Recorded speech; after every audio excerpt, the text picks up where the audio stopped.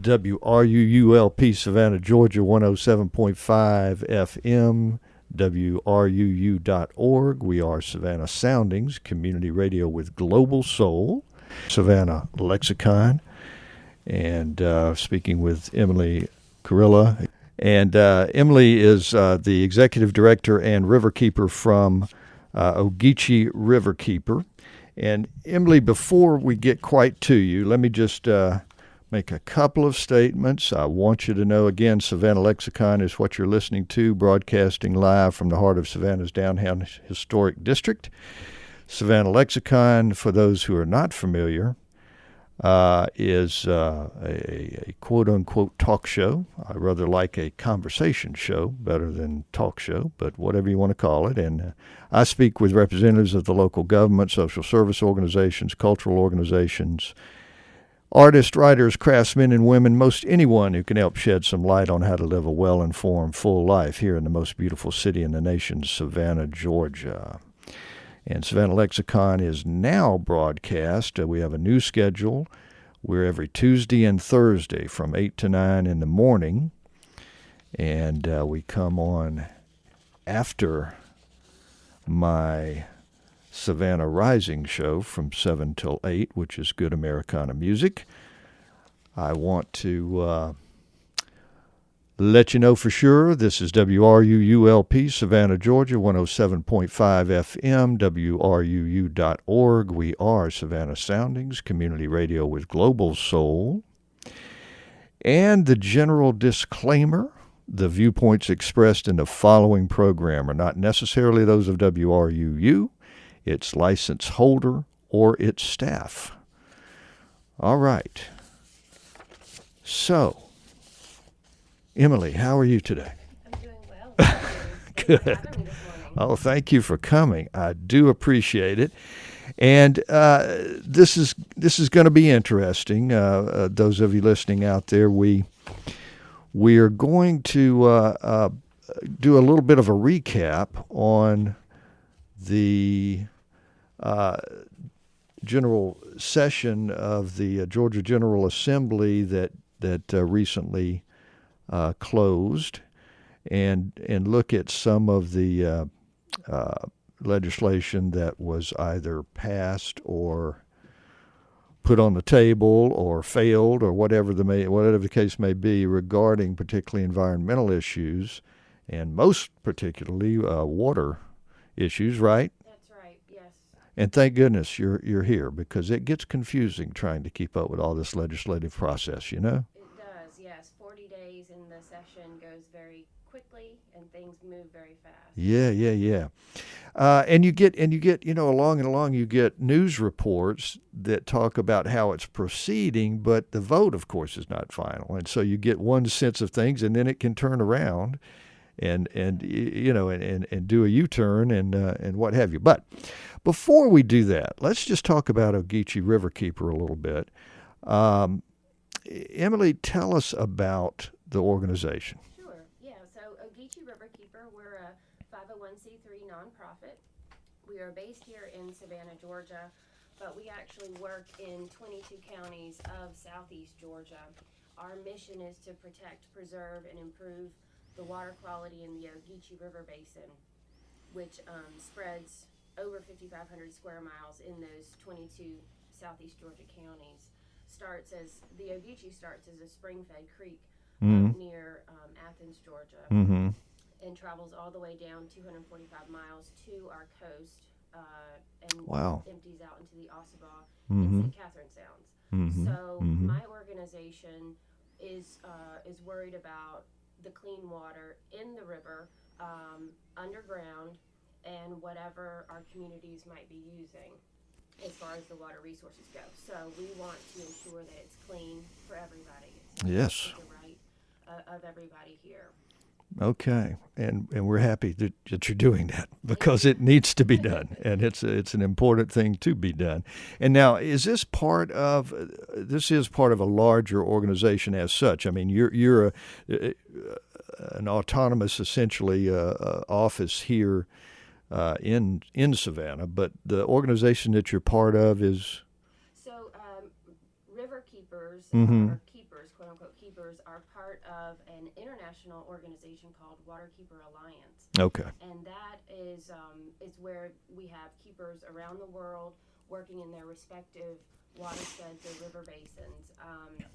We have river keepers, coast keepers, bay keepers, people in China, Africa, Wow. South America, all working for clean water Mm-hmm. around the world. Mm-hmm. And I'm just one of many, and I'm proud to be a part of that. And well, you should be, and we again are happy you're here, and your entire team and the entire organization. Now, a little just thumbnail on you yourself, just a little bit on your background. Yeah, my background is right here in Savannah. I was born and raised. Ah, Yeah, I didn't know that. That's always a good thing to hear too. I am a product of Jenkins High School, so Okay. we're Warriors. But I went to school up in Atlanta at Emory University, and Not good my school. background- thank Good you. school, yeah. My background is environmental studies. I've always been interested in the environment and nature, and so it seemed natural to get my education there. And then I didn't immediately go into the nonprofit in this position, but Mm-hmm. I returned to it for my environmental background, and I've been enjoying being with River Keeper for 6 years now. Okay, excellent, excellent. Now, what about this session? This was, and by the way, I love hearing that. I love hearing. I just got to say, I love hearing the fact that you're from here, and that you went to an excellent school in Emory, and then you came back here. Yes, I had to get back to the coast. That's good. That's good. I mean, a lot of people don't necessarily come back. Right. Glad that you did. All right. So this legislative session that recently ended here in Georgia in the General Assembly, what were some of the primary things on, if I may hazard a guess, I'm sure the petroleum pipeline regulation and permitting was one of the pieces of legislation up on the board, so to speak. And that, what happened with that? And tell us a little bit about that. Sure. So in 2015, it actually this issue started several years ago when Kinder Morgan, a private company, wanted to build a petroleum pipeline down the Savannah River, actually from Belton, South Carolina, down the Savannah River Basin, and then down our 100 miles of Georgia coast to Jacksonville. Mm-hmm. And through that application process, we realized, and everybody, our government, the legislators, and the communities that were going to be impacted, realized that the rules and laws and regulations surrounding the construction of a petroleum pipeline were vague at best, and not necessarily clear nor protective of landowner rights or our environment. So fortunately, our state officials at the Department of Transportation denied Kinder Morgan a permit to use eminent domain to take people's property to build this pipeline. Yay! Yes, and then the legislators took it one other step, and last session in 2016, they introduced a bill that required a moratorium on any new pipeline construction for at least a year. And then they put together a study committee to look at the rules and the regs, or the lack thereof, and to figure out how we can strengthen them. And so that's what the study committee did. It was a bipartisan legislative group with some other stakeholders. And they met all last year and then came back this session and implemented House Bill 413, right, which put those rules and regs in place so that they've strengthened private property rights and protections on our natural resources. Excellent. Yes. This is good. Yes, I'm This is very good pleased. news. Very pleased. It was a long effort, but couldn't have done it without the citizens of Georgia, the landowners along the pipeline route, our legislators who really listened Colonel Bill Hitchens, who's right here in Rankin, he was instrumental. Senator Rick Jeffries was also instrumental this year. We've got Senator Jack Hill, Representative John Burns. All of them are on our side, and they're working for us, and we really appreciate it. All right. Good work, guys. Excellent, excellent. And I noticed when I was looking at some of this, the Environmental Protection Division, and you basically mentioned this, but just to reiterate that in making a decision about a pipeline permit, taking into consideration direct, indirect, and cumulative environmental impacts. Yes.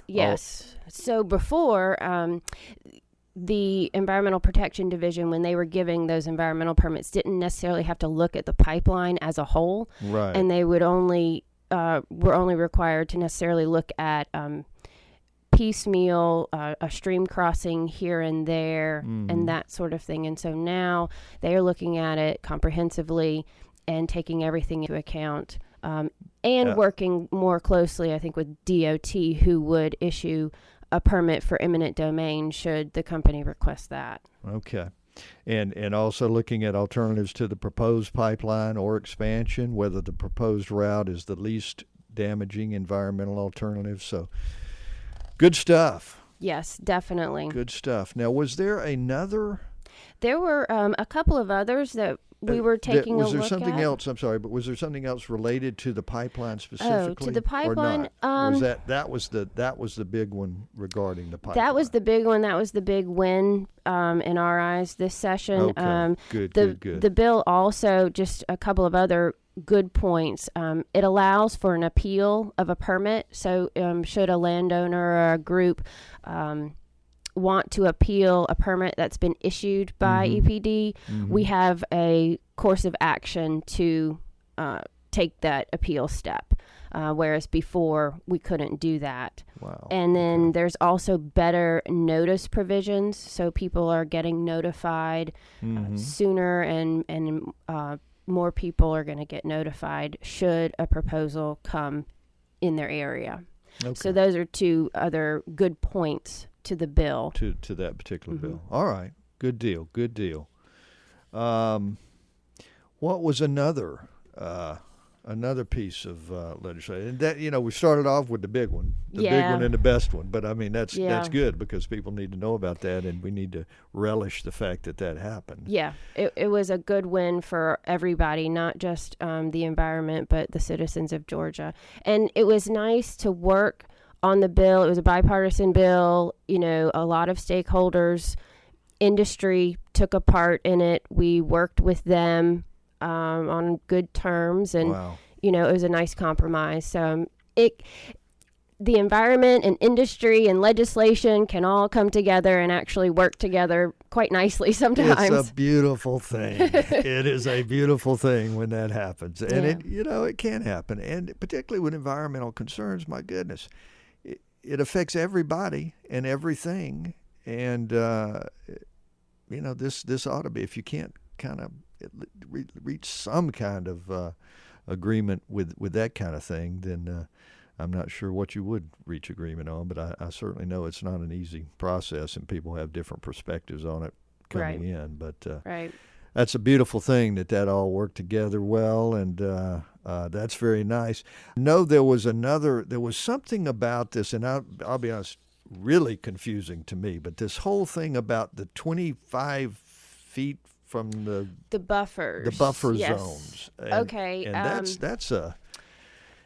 that something you were involved in somewhat? So there were a couple of buffer bills, I guess, this session. I think the one that you're talking about is House Bill 271 about the Shore Protection Act. That's it, House Bill 271, clarifying the 25-foot jurisdictional line. Right. The boundary. I did not work as hard on this one. I obviously knew people who were working on it. Our local state rep, Jesse Petrie, actually introduced this, and I applaud him for doing that and trying to fix an issue within that regulatory act, basically to figure out where the Coastal Resources Division, our DNR on the coast, where they draw the jurisdictional line on our shores. So the jurisdictional line is not a no construction zone. It just means it's where the state has regulatory oversight because it's been recognized as a sensitive area. You know, we're talking about our sand dunes and places along our coastline that can be impacted in an instant by, you know, waves, erosion, anything of that sort. That line keeps shifting. It does. In the sense of as the body of water rises or recedes or what have you. And so the way the Act is written now, it really is difficult for our agency to draw that line, and it ended up looking very jagged along the coast. Right. They had this very strange way that they would do it according to sand dunes and then according to a line of native trees, and it was it's really confusing how they came up with that. Yeah, the Act right now, it's either a native tree that's over 20 feet tall or a structure that has been existing since 1979. So you can imagine finding that tree, then the corner of that building, and then a tree again or building, and it just gets very jagged. And those things may go away. You know, somebody might take that structure down. So, so what the bill originally tried to do was come up with a better rule of thumb on drawing that line, and it did have to deal with the landward side of a sand dune, you know, or the ordinary high water mark, natural things that can be interpreted so that our agencies can draw that line. Now, there were differing opinions on the measurements that should be used. You know, 25 feet, when you think about it, is not very much. No, it's really not. And so, you know, you think about Hurricane Matthew that just came through and wiped out easily that 25-foot line. Sure. So there were people who, you know, myself included, who wanted to see that measurement larger, and then others who didn't, property owners who understandably didn't want, you know, anything encroaching onto their area. It wasn't going to affect anyone like that, but I think the conversation got confusing, and so the bill did not pass. Well, there was another bill that was trying to create a joint study committee on stream buffers in Georgia. That's different. And that's a different thing. Okay. So that's all right. This is stream buffers. Correct. Yeah. Just to go back to 271, the shore bill, as it stands now, Jesse Petrie wanted to halt the bill, and he wanted to make sure that the community got more involved with the conversation and the language. So we look forward to that happening over this non-session, the rest of the year. The other bill that you're talking about does have to do with buffers along state waters. Now, several years ago, there was a change in the way that EPD figured out where those buffers are. Now, buffers are that strip of land along a water body that's there for protection, as far as sediment and dirt coming in and waters rising. So it's natural that a buffer is needed there. Yeah, sure. A couple years ago, the agency, like I said, they changed the way that they drew those lines, and it caused a lot of confusion, especially on our coast here, because what they decided was to use a term called rested vegetation. And that's basically vegetation or plant material that has been rested or pulled away, torn away from its roots by the flow of water, if you can imagine that. Okay. It's like a fast-flowing stream, you know, and it's where the plant material can't grow anymore. Yeah. Makes sense. However, anyone who looks at our coastal marsh sees that doesn't happen. The water is slower, and it rises and falls with the tide. And so a couple years ago, they realized, okay, we can't use rested vegetation as the way to determine it a buffer along the coast. So they fixed it for the coastal marsh, but the rest of our state waters, up further in the Ogeechee River, Right. is still left unprotected because they're still using that rested vegetation parameter. And if you travel along the Ogeechee, you'll see that is also slow-moving Blackwater River, and you don't necessarily have rested vegetation there either. Right. So some of us were trying to get that fixed through legislation, and unfortunately, the legislators, the chairwoman of the House Natural Resource Committee, did not feel like that needed to was important enough to go through, and so she set up a study committee, and then it's a joint study committee with the Senate side, Right. to look at this issue. Now, science will tell you that buffers are needed and necessary for water quality, fish, populations, wildlife, that sort of thing. So common sense will do that. Yeah, too. yeah. I just, as they do this study committee, we just really hope that they look at what to do in the absence of that rested vegetation, because there are places on our rivers that are like that. Of course, yes. I'm surprised I didn't fly through, but many times it stuns me how what seems to me common sense legislation does not fly through. But at least it's still out there. Yes. I mean, in terms of a study committee, and hopefully it'll come back around. Yes. For the next. The study committee should come up with a report and recommendations for the 2018 session. Right. Yeah. And we hope that there will be a bill to come of that. To be continued. Yep. All right. What's another of the main issues that you and Ogeechee River Keeper were concerned with? Up at the Georgia State House, those were the main ones that I was working on. Okay. There were a few others that some of our partners were looking at, about trust funds and about the exploration and extraction of gas and oil, fracking.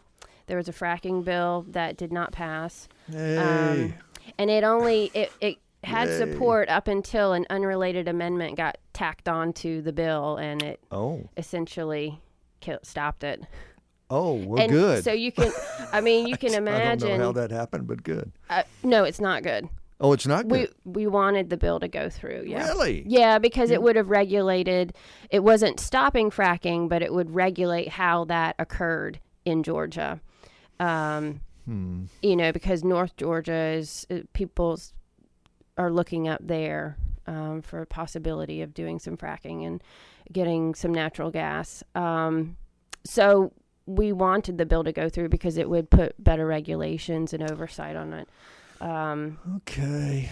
Well, there's got to be some regulation in any case, right? Yeah, they couldn't possibly pass it without some regulation. So you're just thinking that I'm not the expert on fracking or this bill, quite frankly, but I just know that our partners were working on it to push it through. That's kind of surprising to me, but I guess these are the kinds of compromises and strategies you have to, because I would think from an environmental standpoint, generally speaking, you don't want fracking. I don't want fracking, right, and I don't think fracking is a good thing in general myself. Now, that's, again, my own opinion. Well, and it has nothing to do necessarily with the station or anyone else. Yep, and so that is a delicate balance that we have to deal with every day. There are environmental groups who oppose fracking. Yeah.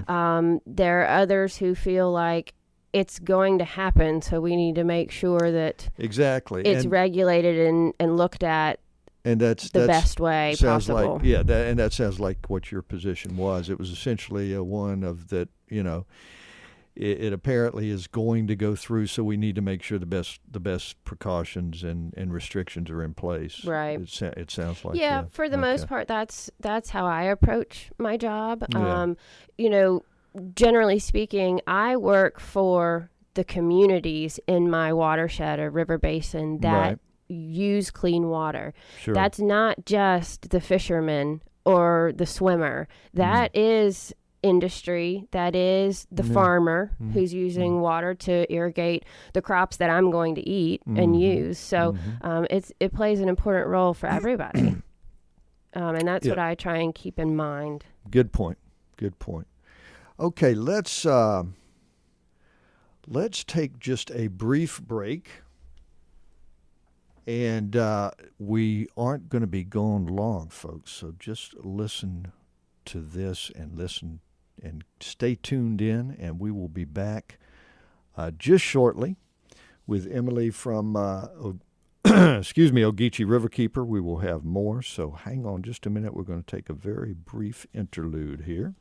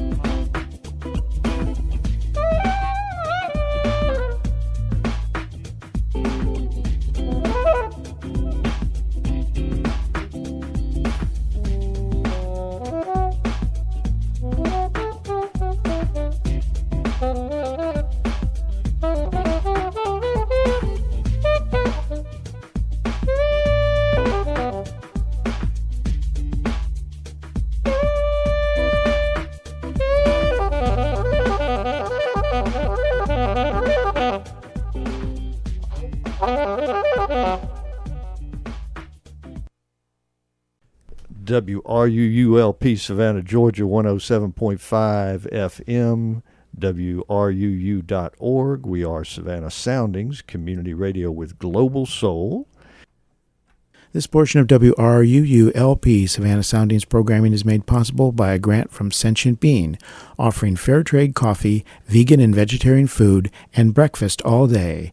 Located at 13 East Park Avenue, across the street from the tennis courts at Forsyth Park. Our menu and special events listings can be found at sentientbean.com. If you enjoy the programming on WRUU-LP, please support the station with a donation. Basic memberships begin at only $50. Additional membership levels are available. And monthly or recurring donations are welcome as well. To check out our membership rates and to donate to the station, go to www.wruu.org/individual and select your preferred donation level. Again, to donate to the station, go to www.wruu.org/individual. Thank you for listening to and supporting WRUU-LP. All right, everybody, how you doing? We are back for the rest of Savannah Lexicon. and speaking with Emily Kurilla, Executive Director and River Keeper with Ogeechee River Keeper. We've been talking about some of the legislative issues here in this recently closed Georgia General Assembly session. So we've talked about several things, Emily, and I know that another piece of legislation, or two or three, regarding the safe handling of coal ash, which is essentially a residue of the electrical power generation process, I suppose. Is that right? Yep. It's the leftover ash from burning coal. And it's some nasty stuff. It contains some pretty nasty things, arsenic and some other nasty heavy metals. So obviously we don't want that in our water supply. Yes, absolutely we do not. And part of the issue I know sometimes is whether or not there is a lining underneath. That's one part of it. Just tell us a little bit about what was going on in the legislative session regarding that. Yeah. So we were looking at the storage and disposal of coal ash on two different fronts, really. One is coal ash disposal in our municipal solid waste landfills, and then coal ash in these ponds that are next to our waterway, usually next to our waterways, on power plant sites, Georgia Power in particular. Yeah. So there were actually three pieces of legislation that were introduced this past session that had to deal with those issues, and then the liability of coal ash should it harm the environment or our community. So Representative Jeff Jones from Brunswick introduced two House bills, 387 and 388, that deal with protecting citizens from those potential threats of coal ash. The first one, 387, dealt with the dewatering of those coal ash ponds that I was talking about. As Georgia Power closes down plants, closes ponds, they are in wet storage, and they want to move all of the coal ash to dry storage. So one aspect of that is to dewater the pond. And there are guidelines that they go by when they do this process, but it's not set in stone. And we wanted to give EPD some more backing when it came to the process of this. Basically, when they dewater, they discharge the water that's on top of the pond into the nearest water body.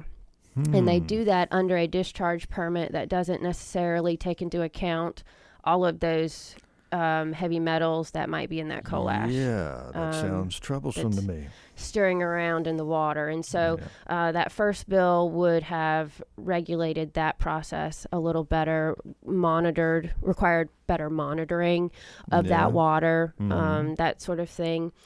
And then 388, House Bill 388, dealt with landfills, municipal solid waste landfills receiving coal ash, which it's my opinion. I mean, the coal ash has to go somewhere. You know, we burn coal to generate electricity, which you and I both use every day. So what are we going to do with that coal ash? Well, I think the best resolution is to put it in a, like you said, a lined landfill.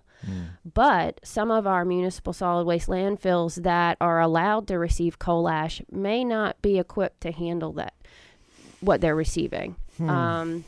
So 388 would have put better requirements on landfills who might receive the coal ash. And you say would have? Correct, because neither of those bills passed this session. They stalled out in the House Natural Resource Committee. And that chairwoman also she didn't even put together a formal study committee. She just brought together an ad hoc task force of a couple of legislators, some who are on our side, to study this issue of coal ash. Okay. And actually we did see some movement. I appreciate that she at least did that instead of just ignoring the bills. And also out of those bills, we saw where EPD, our Environmental Protection Division, state agency, is actually giving better notice on coal ash, when a dewatering of a pond might occur. Mm-hmm. So you go onto EPD's website, you can sign up to receive those notices now. So at least the public is informed about what's going on around them. That was definitely one thing that we wanted to see. So progress is being made. It's not as much as we wanted, and we're definitely going to work on this issue the rest of this year and hopefully into next session. So, all right. So that means certainly nothing is going to be done now regarding that, apparently. I mean, in terms of any legislation or right. change of laws. So, but does it mean that it certainly can be revisited next session? Yes. I suppose that would... But somebody would have to put particular legislation forward for it to have a chance to pass into law next session even, correct? Actually, no. No? These bill numbers are still hanging around. This is, okay. In Georgia, we have 2-year sessions or terms. Oh, that's right. That's right. Yeah. So this is the first year of the session or the 2-year term. So whatever bills didn't pass this year, they're still hanging around. They're still hanging around, and they'll still be all right. Well, boy, I tell you, again, to me, in my perspective, and listen, I'm not an environmental scholar by any means, and this is complicated stuff, but boy, to me, I cannot believe we're having to move that slowly on that.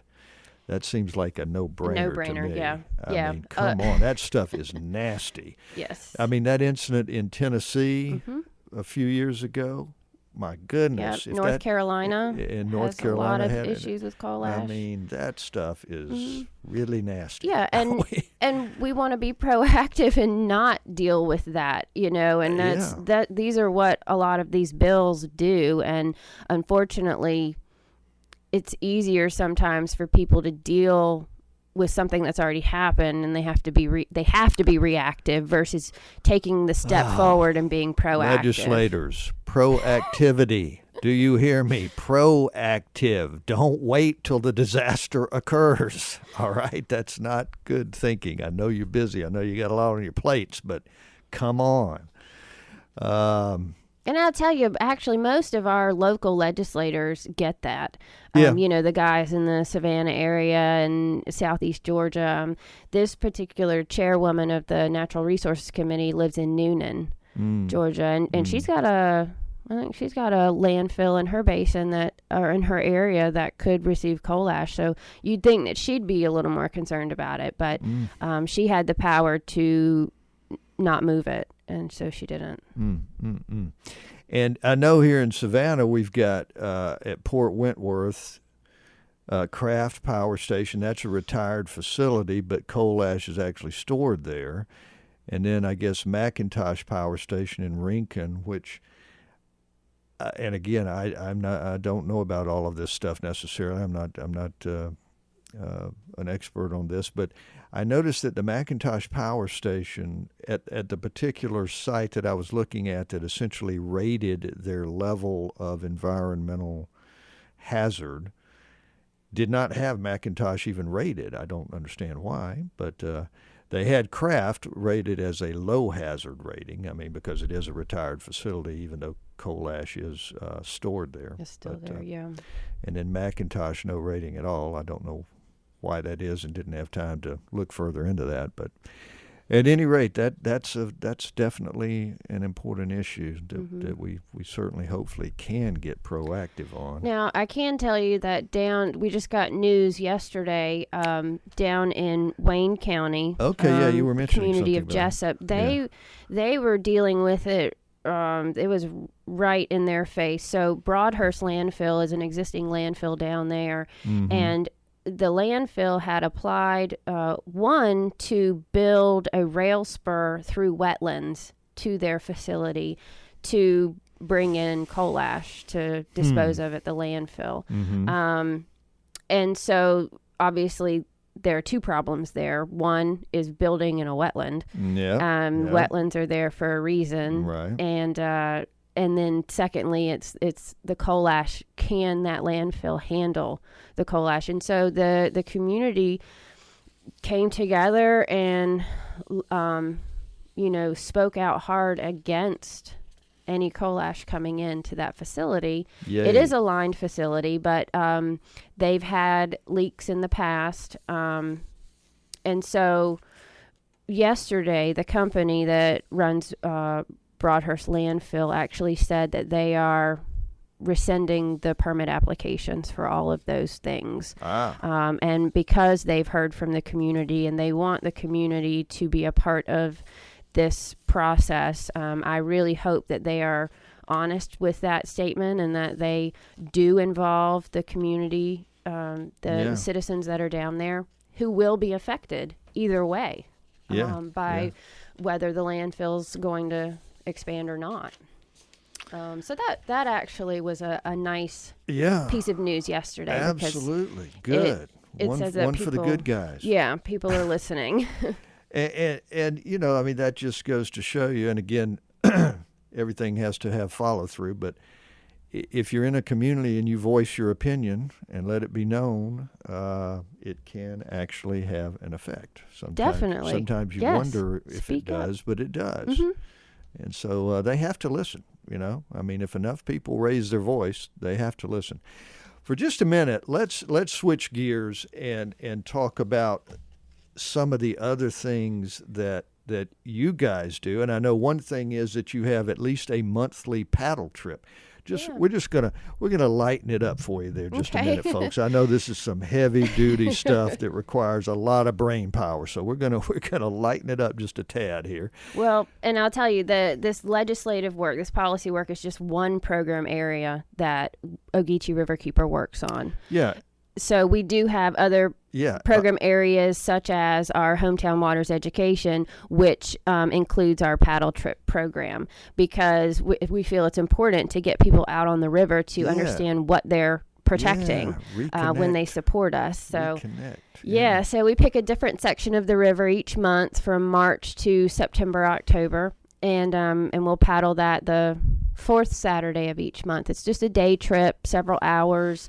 We've already gone on the Ogeechee River actually last month. The Ogeechee River, which runs, most people know it from the Claxton area. Mm-hmm. It's a major tributary to the Ogeechee. And so we paddled that last month. It was a great paddle. 24 people that came really enjoyed it. So this month, actually on Earth Day, April 22nd, we will be paddling Scarborough to Rocky Ford, which is a little upriver from here. Hour and a half drive, but it is well worth it. It's a beautiful piece of stretch of the river. Now, I'm anticipating the water level to be high since we had the storms that we had. Yeah, probably. But that'll probably work in our favor because then we won't have to drag our boats over any logs or stumps that are in the river. Okay, and so you do this every month. Every month, and it's on a Saturday. It's always on a Saturday, I assume. Yes, pretty much. Yes, it is the fourth Saturday of the summer months. Like I said, from March to September or October.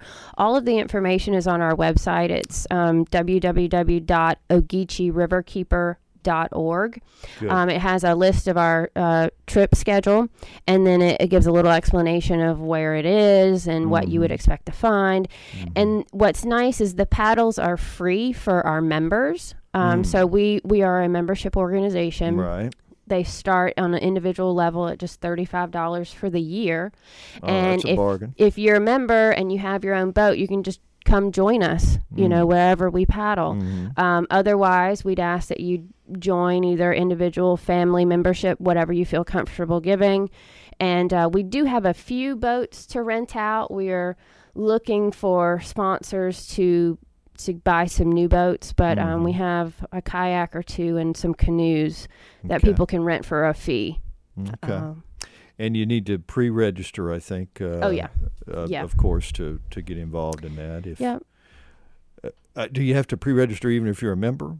Yes. Okay, so you got to Yes. pre-register in any case. And okay, and what sorts of other things is the organization involved in? We're working on a couple of larger projects, which came out of actually the settlement from the Clean Water Act lawsuit that we had with King America Finishing back in 2000. Well, the settlement wrapped up in 2014, but most people will remember the fish kill that happened in 2011 on the Ogeechee River. It was one of the largest in the state. 38,000 fish came up dead in the river, and further investigation, found this textile facility, King America Finishing, to be discharging without a permit or without the proper permit. And so under the Clean Water Act, citizens and nonprofit groups such as ours get to, if we don't feel like the state agencies are doing their job, we can sue the polluter under the Clean Water Act, and that's what Ogeechee RIver Keeper did. And we, all right, yeah, that's part of our job is to step in when we don't think things are going right. So out of that settlement came some money to do some third-party projects, and I'll tell you, the settlement was a very good thing. The company has since been bought out by Milliken, which is a South Carolina-based company known for their environmental stewardship. We, River Keeper and Milliken, have a good relationship now. We talk about what's going on at the plant. They've put millions of dollars into their treatment system. We keep tabs on what they're doing, what they're discharging, on a monthly basis. And it's working out really well. It is unfortunate that the fish kill had to happen for this relationship to proactivity, folks. Proactivity. So, go ahead. Legislators, I should say, particularly. Yes, go ahead. But in the end, it turned out well. And so, like I said, some of those projects that came from the settlement include a University of Georgia research study on the aquatic bugs that live in the river. So just a little science knowledge. These bugs are like the larval form of dragonflies, mayflies, the common things that we know of. Sure. It's fish food. Those bugs are fish food. And so they're also good indicators of water quality. So depending on which species of bug you have, which kind of bug you have, some of them are really tolerant to pollution and some are intolerant. So if you have a lot of the intolerant species, then you know that the water quality is good, because otherwise they won't be there. Right. So there was a study that occurred back in the 80s, a comprehensive study that was looking at these bugs and, gave a good snapshot of the water quality back in the 80s. And so we thought, wouldn't it be interesting 30 years later to do the same study and see what our bug count looked like, what our water quality is. And so we hired the University of Georgia to replicate that study, and they're in their second year of doing that. So it'll be real interesting to see what happens. All signs indicate the water quality is good, if not better, than back in the 80s. Well, that sounds promising. Yeah. That sounds good. Another project that we're doing is a fun one, and it's an oral history project. We have hired an ethnographer, Dr. Savannah Perry, from Savannah, to go around and interview landowners, people who have relationships with the river, who have grown up on the river, who have those stories to tell. And those people may be getting on in age, and their stories might be lost. And so we wanted to catalog that and get it down on paper. And we've partnered with Georgia Southern on that project, and they are archiving all of her research for us, all the interviews, any sort of artifacts that she might collect along the way. Right and up then, the road in Statesboro, yeah. And so that'll be up for public consumption through Georgia Southern's library. And we're hoping to do some sort of exhibit at their museum as well. So is she based in Statesboro? No, Dr. Savannah Perry is here in Savannah. Is here. Okay. don't let me forget at the end of the show to ask you about her and that. Okay. That's interesting. I didn't know about that. Yeah, she's actually right around the corner here. Oh. I think her office is on Liberty Street. Well, I'm getting a sense of another guest for. Oh, she would be great. She has. I mean, she hears the 'cause stories. she's already in and, the process, obviously, right? Yes. Yeah, good. Yeah, we just started her second year of doing this because I mean there is such a wealth of knowledge out there, and these Okay. people, you know, the landowners were the original protectors of the river. Yep. And yep. so we want to hear their stories. Absolutely, we do. Um, Okay, that's good. yeah. Well, I think that may be another guest for the show, for Cool. a different show. Okay. Anything else particularly? I mean, not that that's not enough, but that you want to mention about what you guys are doing? So, you know, I talked about the legislative and policy work that we do, talked a little bit about our paddle trips, and then some specific projects we're doing. We also do a lot of outreach work. We're going to be here at Earth Day Savannah. Oh, good. We'll be April there too, by the 15th. way. Good. Yeah. Okay. Yeah. We'll be giving some presentations along with having a booth with information about the organization and our river. Good. Let's see. We are that's April 15th. We're doing the paddle trip April 22nd. Generally, we like to get out into the community, talk to civic clubs, work in our classrooms to educate our kids on clean water. Okay. That's a big part of our job. And then the actual pollution investigations, should something happen, you know, and somebody calls us, we'll go out and investigate and then pass it along to the proper authorities who can resolve the issue. Good. All right, good. And just to touch on that, you did touch on the Earth Day thing, and so you guys are going to be out there. That's on the 15th, which is not actually Earth Day, oddly enough, but nevertheless, it's still a good day to have a Earth Day celebration. Earth Day itself is the following week on the 22nd. But again, the festival, the 15th, and WRUU FM, 107.5 FM, is going to have a booth there, a table set up, and Ogeechee RIver Keeper will as well, right? Yes. And again, information at www.ogeecheeriverkeeper.org, right? Correct, yes. Okay, yes, so lots of good information to be found there. Also, my guess, I should say, 2 days before the Earth Day Festival, on that Thursday the 13th, my guest will be Joanne Morton, Director of Operations at Well-Fed Massive Events that puts on the festival. So listen in for that as well.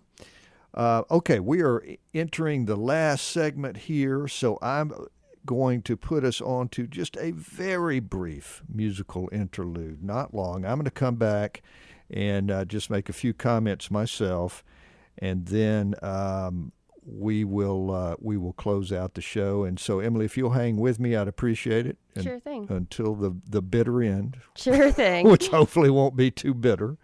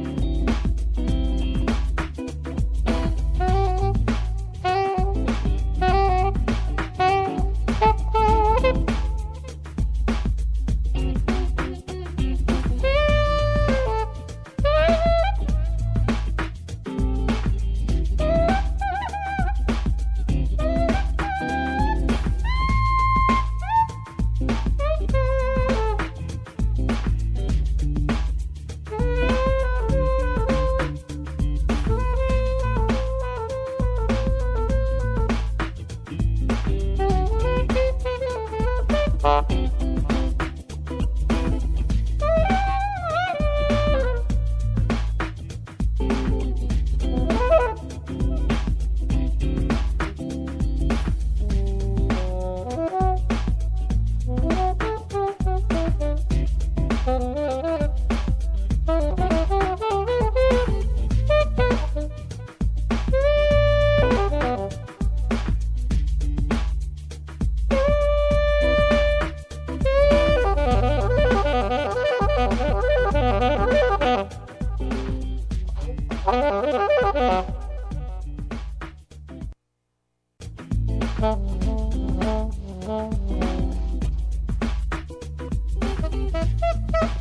right,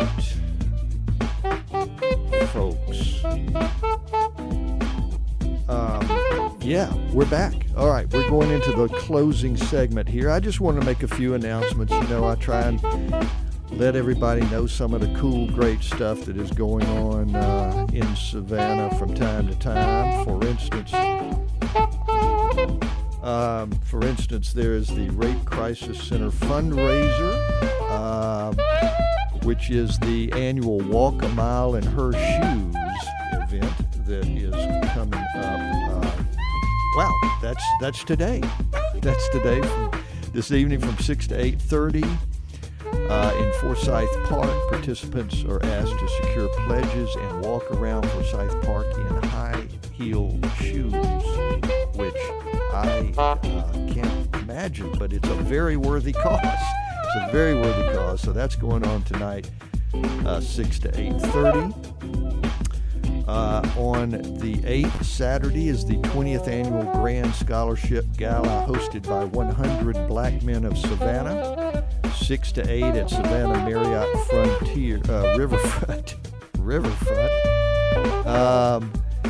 And Savannah 100's youth mentoring programs provide scholarships to deserving youth. Another worthwhile event.